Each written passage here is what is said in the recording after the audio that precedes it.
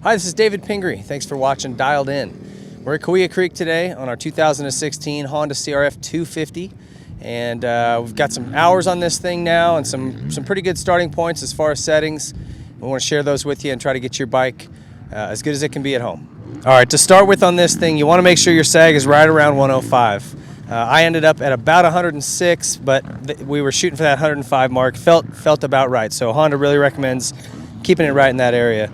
Now, as far as these forks, you want to start with your compression at 7 clicks out, so all the way in and out 7. Rebound at 29. Keep in mind these are double clicks on these, so what was 1 click last year is only a half a click this year. Your outer chamber, 6 psi, and there's some controversy about whether or not to put air in that outer chamber. Honda recommends 6 pounds in that outer chamber. You can increase that if tracks are a little choppy. Adding up to 5 pounds will help that, just give it a little bit more supple feel initially.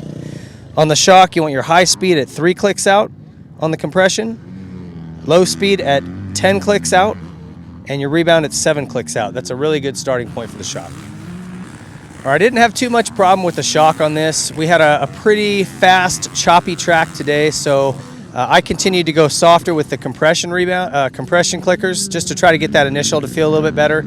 And it was working. The more I opened up, the better it got for that. But if I got to a track with some jumps, it's going to blow through. So you're going to need to fine tune for wherever you're riding. But one thing that kind of remains a standard, you want to make sure the fork height is right. Honda did lengthen the forks just like they did on the 450 to try to balance it out, but the 250 didn't have that issue so much. So make sure you're running the forks all the way down in the triple clamp. You can try them slid up just to get a feel for what that's going to do, but really it's gonna drop the front end down and make it feel a little nervous and front end heavy, basically. At least that's what most people are thinking. So just a good reminder to keep your forks all the way dropped down in the triple clamp. And as I mentioned before, play with that outer chamber pressure. 6 is where they recommend starting that negative chamber, but you can go up to like 10, 12 pounds, and it'll really help with the initial, just kind of that initial feel, being a little softer and a little more forgiving on little choppy bumps. So play with that. As far as the engine goes on the Honda, there's not a whole lot to do.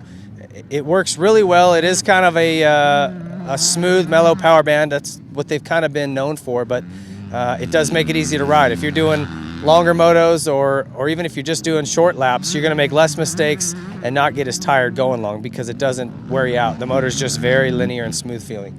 And I wouldn't change that too much. You know, you can throw an exhaust on, you can do a lot of things to these with mapping, obviously, to get them to run better, but in stock trim, there's not much you can do, just ride it. I would get rid of these stock grips immediately. These things are terrible. They're fat and they're very hard rubber. It's like probably the biggest complaint I have on this motorcycle. The brakes are great. I had no issues with the brakes.